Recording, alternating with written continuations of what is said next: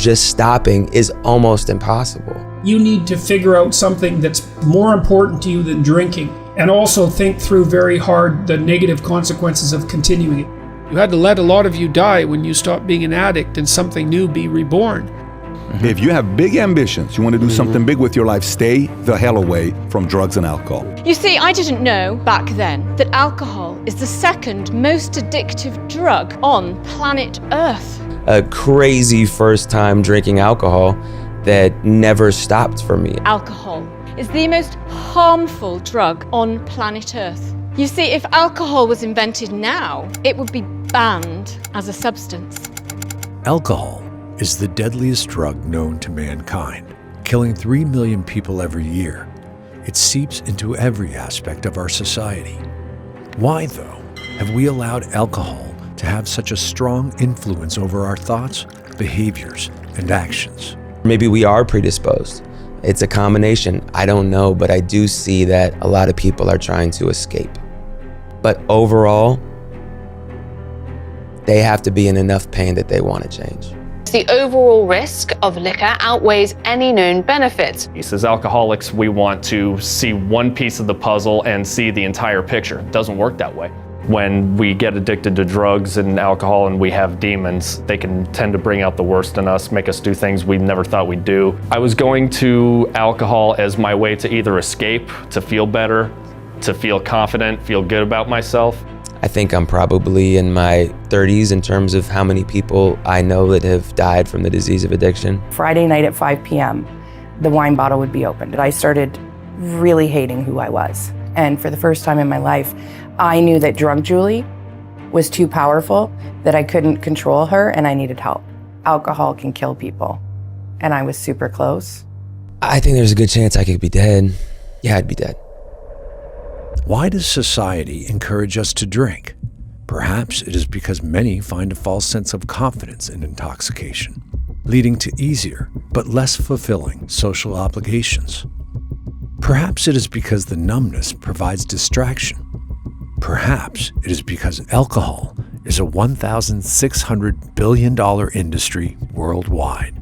Many people fuel this industry, but few are awakened to the reality of alcohol. What would happen in your life if your negative habits got out of control? And one of the things that can really help you control your alcohol intake is to really think through what you're giving up and where you could be in 5 years if you don't get it under control. And proclivity to alcoholism can be a really vicious thing. You know, lots of people get dragged down into the mud by alcohol, excess alcohol intake, especially if they're sensitive to the opiate response that alcohol can produce. And you could tell that if when you drink, you know, you get alert and, let's say, more enthusiastic and energetic, and then you don't want to stop drinking. That's definitely a bad sign with regards to developing alcoholism. So I would say you need to figure out something that's more important to you than drinking, and also think through very hard the negative consequences of continuing it. I have performed psychological sacrifices, I suppose, when I decided to give up something that I needed to give up so that I could move forward into the future. That certainly happened when I quit smoking and when I more or less quit drinking. And that was a sacrifice. I couldn't continue to drink. Again, I said I was from Northern Alberta. It was a pretty hard drinking culture and I really liked alcohol, but I couldn't drink and write and do my PhD and manage my family responsibilities. It was too much, and so I stopped, and that was a good thing. So that was a sacrifice. Alcohol depresses the central nervous system, slowing down brain activity and leading to a sense of relaxation and impaired coordination.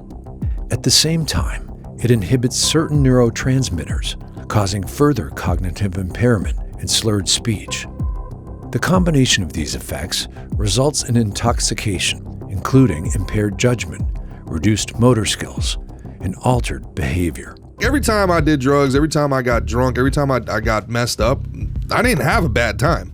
But every time I had the worst night of my life, I was high or I was drunk or I was messed up. Mm-hmm. So it's not like every time you do something, you ruin your life. But every time you ruin your life, you're on some shit. I would see guys start doing stupid things and I'd be like, they're doing this on purpose because they're giving themselves an out. because it's an incredibly hard thing to be like, I didn't make it because I just wasn't good enough. But now to be able to be like, oh man, if I just stop drinking, and then you give yourself that little bit of out that it wasn't me. You talk about that awkward being socially anxious. You talk about like a guy who goes to a bar, there's a kid who goes to a bar. I can't talk to a girl. I don't have the confidence unless I'm drunk, unless I'm high. Right. And it's like a socially acceptable way to break that ice. They're not hooked on whiskey. They're hooked on that culture because that's how they identify being able to get in, you know? So like when you talk to kids and when you have these conversations, it's not about like, don't do it or else. It's like, dude, you have to figure out a way to be confident in yourself and take care of your spiritual and your mental well-being so you're not susceptible to these things. You know, for so many of us, I think that there's this notion of just stop. Why don't they just stop? Why are they hurting themselves? How could they do this to me? We make it about us, right? Like, how could they do this to me? How could they lie to me? How could they go out and say that they were gonna quit and then keep going? Why don't they see who they turn into? Just stop. Just stopping doesn't work. There needs to be a support system. For the addict, we need 12-step meetings. We need therapy. We need, to evaluate our mental health. We need to work the steps. We need a sponsor. We need a community of people that share our very same struggle so we can see ourselves and experience the therapeutic value of one addict helping another. That is our piece. But until we get there, just stopping is almost impossible. I described this moment where we had kind of like an intervention, me and my best friend. And it was really a day we met on a Sunday in an office after the Saturday before. He'd got very, very drunk and caused a lot of problems with team members. It was a surrendering the day after. And you used that word before. Yeah. We met in the office and it was the first time I came with anger. And it was the first time he told me how he felt. And he cried in front of me. And then my anger immediately evaporates because it's the first time I've heard that this individual is suffering with something and there's a pain. And that was the day he became sober, went to therapy, went on that journey, and he's been sober for 8 years since then. But it was that surrendering moment. It was that like him reaching out and saying like, I need help, and me actually like listening. Yes. You see him for what he is in that moment, which is hurting, which is an immense pain. He doesn't want to be like that. He feels the guilt and shame of his actions. He's tried to start and stop and go back and forth and thinks that, okay, maybe it's just hard alcohol or dark alcohol, or maybe it's beer, maybe it's the combination of this. He's tried everything and he's hurting and he doesn't know how to stop. He doesn't have the tools. And I think that surrender that you talk about is one of the most beautiful moments for an addict or an alcoholic, is like waving the white flag. We think about surrender as a weakness, right? Like you don't surrender, you keep fighting, you keep going. No, with this disease, the greatest thing that we can do is surrender, is to snitch on ourselves, is to wave that white flag, is to let other people know that we are struggling on our own internally, that this is something is broken and I have no idea how to get out of this. And what did that do when he was able to be human to you? You were like, okay, now I can come from a place of love because I'm pissed off about what you did last night. And I'm pissed off that you've done X, Y, and Z, and that we've had this conversation or whatever the situation is. And you ask, what can you do as a 25-year-old friend? Coming from a place of love, and I think compassion. And even if it's not, empathy isn't possible because that's not what you're going through. I think that compassion is what makes people feel they actually care about me. It's not just like I'm pissing them off, but they actually care. Just kind of like letting go of our own expectations of people and meeting them where they're at is always, the best place to show up from. When was your moment of surrender? God, I've had many. I think my biggest moment of surrender, I was 25 or 26 years old. All the happiness, any serotonin was gone. It was one of those moments I remember like walking outside, and it was summertime in Seattle, which is like the most beautiful place in the world in the summer. And I remember walking outside on a tank top, and I'm like, I just started bawling being outside because I couldn't feel any sort of happiness. It was gone.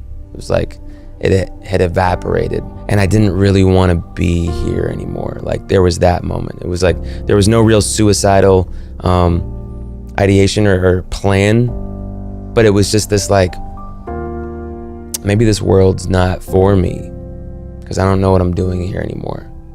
I feel nothing. Except deep grief and the obsession to get more. And it was shortly after that I went to a family function, and I'm trying to, piece it together and just be presentable and just get through it. And my dad pulled me aside, and I think my mom had asked him to talk to me. We didn't grow up having too many heart-to-hearts. It was mostly with my mom, but my mom, I think, urged him to do it. He pulled me aside and just asked me, "Are you happy?" And that was my surrender moment. I couldn't lie to him. I couldn't lie to myself. It was a very clear answer of absolutely not. I am so broken. I don't even know what happy is anymore. And he asked me to go to rehab.